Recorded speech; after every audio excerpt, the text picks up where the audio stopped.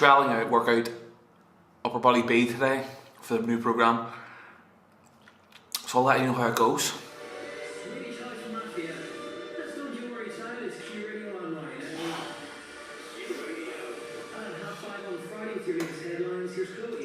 Good evening. Shots have been fired at a house in Armagh in a suspected drive-by shooting. Euro Million jackpot winners say the news of their 150 million.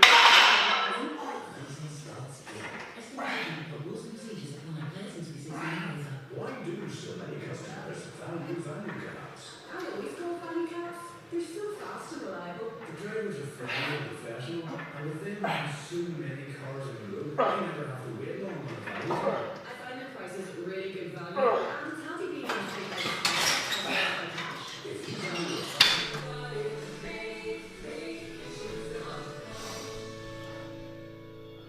And that's 2 exercises out of upper body B. I need to go back to the drawing board because it got very fucking difficult halfway through the actual workout itself. So I need to move a couple of exercises around and also take a few out and put some new ones back in. This is a good thing to do if you are developing your own program, is just to run a trial week and just make sure that the whole session itself flows. You get what, does that make sense? You don't want to like be stalling because a certain exercise isn't working in that session. So it's good to have like a trial period, like a week's trial in between each program if you're developing it yourself, so that it's fine for you. Remember, because it needs to still be enjoyable when you come to the gym. Just not pure fuck's sake, fucking upper body B again. It needs to be enjoyable. So back to the drawing board, change a couple of exercises, change a few rep ranges, and it should be good to go. But that session, I think that's the 3rd session I've tried, and I've got lower body B on Sunday, which will be in the next video. I need to trial it before I hit the ground on Monday morning. So we're getting there. Another 16 weeks is about to start. Also, I finished the first book of 2019. I've set myself a goal of either reading or listening to 12 books this year. And I've done the first one, Why We Sleep. If you haven't read it or bought it on Audible, I highly recommend you go and do it right now. Very good book. I have learned a lot from that book called Why We Sleep, and I think it's Matthew Walker. You can also go and check him out on the Joe Rogan podcast. There's a very good podcast with him on it. So I'm heading home to get some dinner. Wow, that was nearly 2 minutes of me chatting shite. But I'll see you pretty soon. Yo! Just finished lower body B.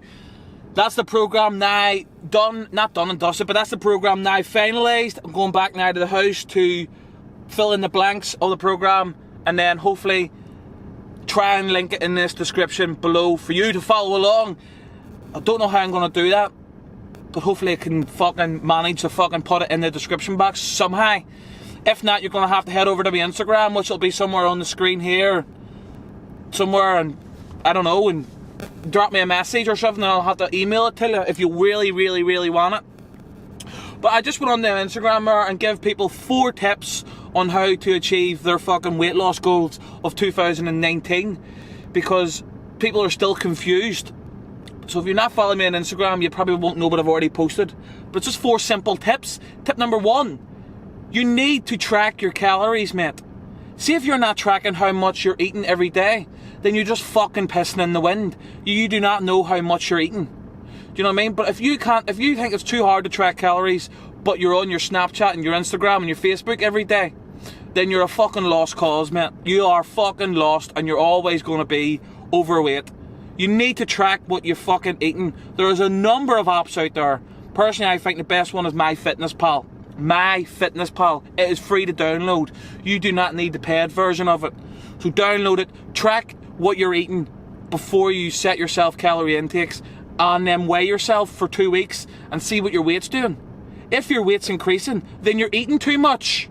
If your weight is decreasing and you don't feel overly hungry, then you're losing weight.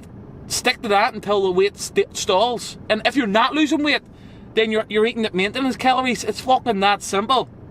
Fucking easy, mate. But you need to track what you're fucking eating.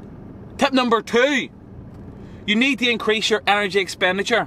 If you're not following Darren Cartel on Instagram, you need to.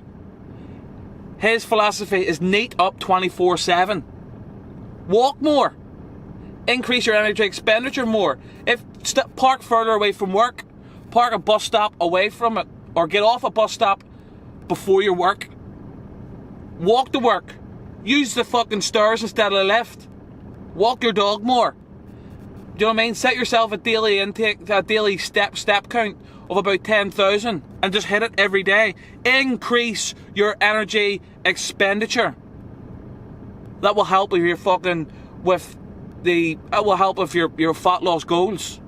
It's fucking easy. Stop being a lazy cunt. Get out and fucking walk more, mate. That easy. Tip number 3. My mind has went blank. In the name of fuck. What did I say for tip number 3? Enjoy the process. Enjoy the process of losing weight. You are going to learn a lot about yourself, because there's going to be days you are fucking starving. There's days you're going to think that you can't fucking do it, but you're going to continue and you're going to fucking do it because it's for a better cause. Remember, it's not healthy being overweight. Let's fucking help the fucking NHS and fucking nip this fucking obesity epidemic on the fucking head, mate, because it's fucking getting ridiculous. Obesity is not a fucking disease, alright? It's not a disease. You have chose to be that way, mate. Your fucking body is not storing all that fucking fat for you. You're fucking a secret eater.